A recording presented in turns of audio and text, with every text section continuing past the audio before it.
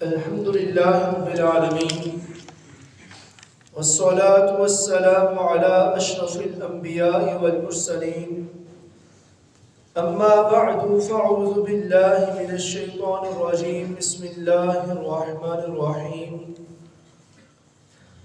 شهر رمضان الذي أنزل فيه القرآن هدى للناس وبينات من الهدى والفرقان۔ رمضان کا مہینہ اسلامی مہینوں کے اندر انتہائی فضیلت اور اہمیت کا مہینہ ہے۔ قرآن مجید نے ان ایام کو ایام معدودات کہا ہے، یعنی کہ گنتی کے چند دن ہیں۔ رمضان کی فضیلت وہ قرآن مجید کے ساتھ بڑی گہری ہے، یا قرآن کا تعلق اس ماہ کے ساتھ انتہائی جڑا ہوا ہے۔ اللہ تعالیٰ قرآن میں فرماتے ہیں کہ رمضان کا وہ مہینہ ہے جب ہم نے قرآن کو نازل کیا۔ پہلی بات تو یہ کہ اس مہینے کے اندر شب قدر کے اندر اللہ تعالیٰ نے قرآن مجید کو محفوظ فرمایا اور اس کو پھر 23 سال کے عرصے کے اندر آہستہ آہستہ نازل کیا۔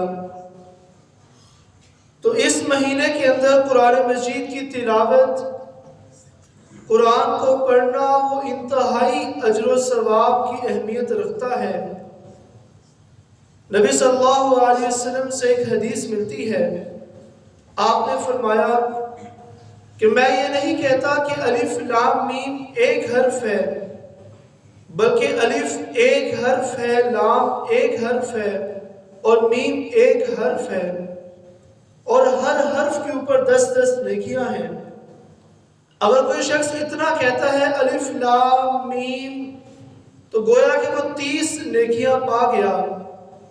اس اعتبار سے قرآن مجید کی تلاوت اور اس کا دورہ کرنا، آپس میں قرآن کو سنانا، ایک پارہ مکمل کرنا یا کچھ حصہ اس کی تلاوت کرنا، یہ ہمارا معمول ہونا چاہیے۔ اب رہی بات کہ آخر اللہ نے اس قرآن کو اپنے بندوں کے لیے نازل کیوں کیا؟ ہدی للناس، یہ کتاب لوگوں کے لیے ہدایت ہے۔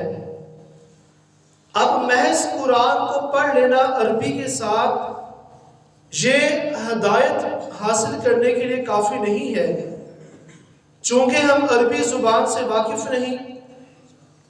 اب آپ سب یہاں موجود ہیں، ابھی ہم سب نے نماز کے اندر سورۃ الفاتحہ کی تلاوت کی ہے۔ سمجھنے کے لیے ہم میں سے کتنے لوگ ایسے ہیں جو کہ سورۃ الفاتحہ کا ترجمہ جانتے ہیں؟ بندہ ہر نماز میں اللہ کے سامنے اقرار کرتا ہے، دعا کرتا ہے، اہدنا الصراط المستقیم صراط الذین انعمت علیہم، اور پھر سورۃ الفاتحہ کی تکمیل کے بعد آمین بھی کہتا ہے۔ لیکن اگر دیکھا جائے تو یہ کیسی ایک مضحکہ خیز بات ہے کہ مانگنے والے کو پتہ ہی نہیں وہ اللہ سے کیا مانگ رہا ہے، تو دعا کی قبولیت اور اثر کتنا ہوگا؟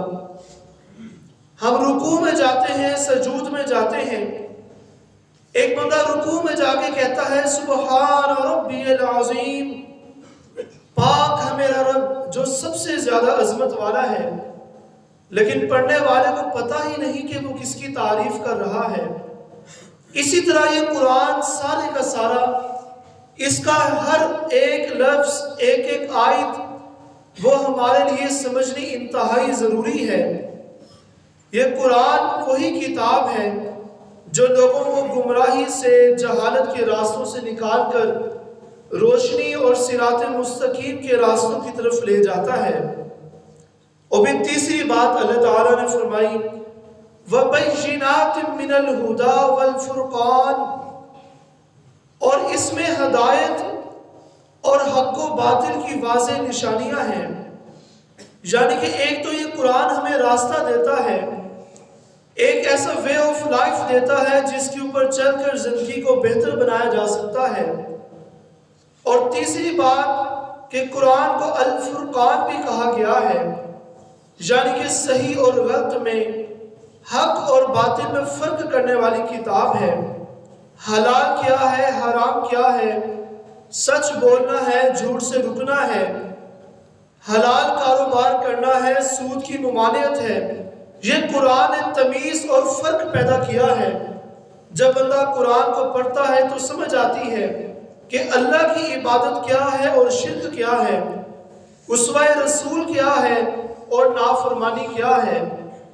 تو اس لیے میرے عزیز بھائیوں، میرے بزرگوں، قرآن مجید کو اپنا معمول بنائیں اور کوشش کریں کہ قرآن مجید کو سمجھیں، اس کو ترجمے کے ساتھ پڑھیں۔ ایک آیت اگر ہمیں سمجھ آ گئی تو ہماری زندگی تبدیل ہو سکتی ہے۔ اللہ رب العزت سے دعا ہے کہ اللہ تعالی ہمیں قرآن مجید کے ذریعے ہدایت اور رہنمائی حاصل کرنے کی توفیق عطا فرمائے۔ آمین۔ وآخر دعوانا ان الحمد للہ رب العالمین۔